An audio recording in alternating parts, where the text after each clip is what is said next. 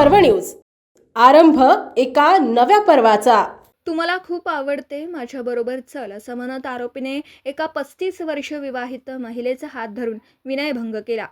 तसेच त्यांच्या कुटुंबातील इतर लोकांना शिवीगाळ करून मारहाण केल्याची घटना राहुरी तालुक्यातील एका गावात 1 मार्च रोजी रात्रीच्या सुमारास घडली। आरोपी उमाकांत सांगळे हा गेल्या 6 महिन्यापासून एका 35 वर्ष विवाहित महिलेचा पाठलाग करून त्रास देत होता। याबाबत महिलेने नातेवाईकांना सांगितलं होतं।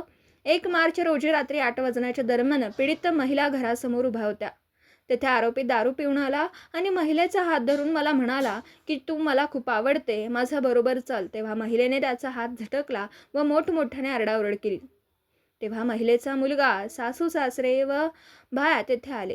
त्या आरोपीला समजावून सांगण्यास गेले तेव्हा आरोपीने त्यांना शिवीगाळ दमदाटी करून लाथाबुक्यांनी मारहाण केली। तुम्ही जर माझ्या नादी लागलात तर तुमचा एकाचा काटा काढीन अशी धमकी दिली। तेथून मोटारसायकलवरून पळून गेला।